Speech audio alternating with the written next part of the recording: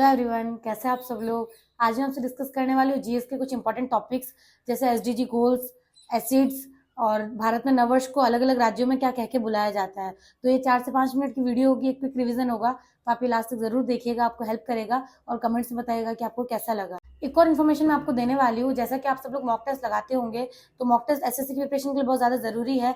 तो prep app है, वहाँ पे आपको सारे मॉक टेस्ट मिल जाएंगे, प्रीवियस ईयर के टेस्ट मिल जाएंगे, सेक्शनल टेस्ट मिल जाएंगे। देखिए ये प्रेप सब्सक्रिप्शन है, अगर आप 1 ईयर का पास लेते हैं और कूपन कोड अप्लाई करते हैं चंचल CHANCHAL तो आपको 199 में पड़ जाएगा।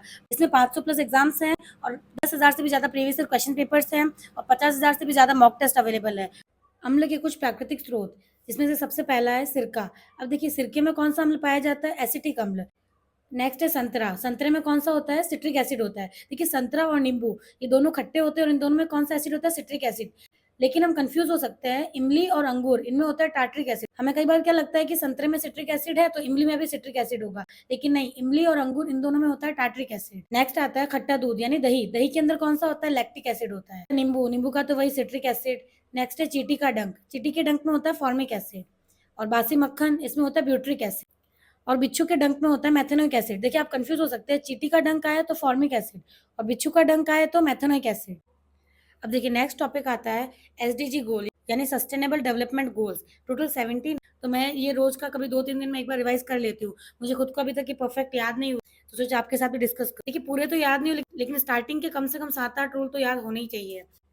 सबसे फर्स्ट है निर्धनता नहीं। देखिए फर्स्ट एसडीजी गोल है, उसके अंदर किसके बारे में बात की गई है? निर्धनता के बारे में।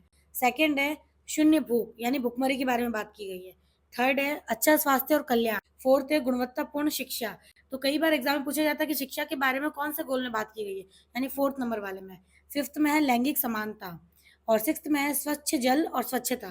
देखिए थर्ड में है अच्छा स्वास्थ्य और सिक्स्थ में क्या है? स्वच्छ जल और स्वच्छता। तो थर्ड में स्वास्थ्य के बारे में है और सिक्स्थ में है स्वच्छता के बारे में। सेवेंथ है सस्ती और स्वच्छ ऊर्जा। और देखिए कम से कम आप 7-8 तो याद रखें, क्योंकि एग्जाम में कई बार आगे की पूछते जाते हैं कि सबसे पहले तो हमें हमारी गरीबी जानी चाहिए फर्स्ट नंबर पे। सेकंड नंबर पे गरीबी जाएगी तो उसके अंदर सबसे पहले क्या? भूखमरी शांत होनी चाहिए, मतलब भूख शांत होनी चाहिए। जब इंसान गरीब नहीं रहेगा, भूख शांत होगी, उसके बाद ही तो वो स्वास्थ्य के बारे में सोचेगा। अगर वो अच्छा खाना खाएगा तो थर्ड नंबर पे उसका स्वास्थ्य अच्छा रहेगा, और स्वास्थ्य अच्छा रहेगा तो फिर वो शिक्षा के बारे में सोचेगा। फिर शिक्षा मिल गई तो फिर 5वें नंबर पे लैंगिक समानता, फिर वो समानता के बारे में सोचेगा। फिर समानता के बारे में बात हो गई तो 6 नंबर पे स्वच्छ जल और स्वच्छता के बारे में बात हो गई कि अच्छा पानी पी, आसपास साफ सफाई रखें, जागरूकता फैले। अब स्वच्छता की बात हो गई तो उसके बाद बात आती है ऊर्जा की, सस्ती और स्वच्छ ऊर्जा मिले।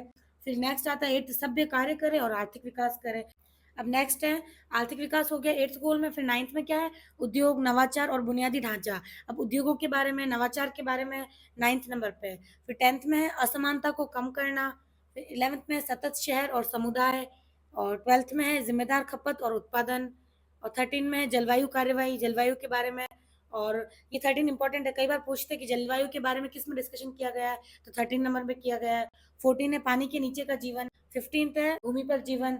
और 16th है शांति, न्याय और मजबूत सभ्यता। तो ये भी इंपॉर्टेंट है, कई बार पूछा जाता है कि शांति के बारे में किस में डिस्कशन किया गया है या न्याय के बारे में, तो 16th में किया गया है। और लास्ट 17th है, और सबसे लास्ट है 17th, इसके अंदर लक्ष्यों के लिए भागीदारी। तो आप कम से कम स्टार्टिंग के 7-8 तो याद रखिए और बाकी इन सबको भी 1-2 बार पढ़ के जाए ताकि दिमाग में रहे। और इसमें भी इंपॉर्टेंट है एक तो जलवायु वाला और एक ये शांति वाला। अब देखिए नेक्स्ट, भारत में जो नववर्ष है उस त्योहार को अलग अलग राज्यों में क्या कह के बुलाया जाता है, उसके बारे में हम डिस्कस करेंगे। सबसे पहले ऊपर से स्टार्ट करते हैं। लद्दाख, लद्दाख में नववर्ष को बोला जाता है नवरोज। ये एग्जाम में मैंने खुद ने कई बार देख रखा है ये क्वेश्चन। नेक्स्ट है पंजाब, पंजाब के अंदर नववर्ष को बोलते हैं वैशाखी। और फिर आता है उत्तराखंड, उत्तराखंड में बोलते हैं बिखू। फिर नेक्स्ट यूपी, उत्तर प्रदेश, उत्तर प्रदेश में बोलते हैं रामनवमी। राजस्थान में बोलते हैं नवरात्रि। फिर नेक्स्ट आता है गुजरात, गुजरात में बोलते हैं नूतन वर्ष। असम में बोलते हैं रंगोली बिहू। मणिपुर में बोलते हैं चेरियाव, असम में बोलते हैं रंगोली बिहू। फिर नीचे आता है महाराष्ट्र, महाराष्ट्र में बोलते हैं गुड़ी पड़वा। और नेक्स्ट आता है कर्नाटक, कर्नाटक में बोलते हैं उगादी। और फिर केरल, केरल में बोलते हैं विशु। तमिलनाडु में बोलते हैं पुथाडू। उड़ीसा में बोलते हैं पना संस्कृति। महाराष्ट्र में नववर्ष को किस रूप में मनाया जाता है? तो गुड़ी पड़वा। राजस्थान में नवरात्रि। मणिपुर में चेरियाव। असम में रंगोली बिहू। उड़ीसा में पना संस्कृति। तमिलनाडु में पुथाडू। पंजाब में वैसाखी।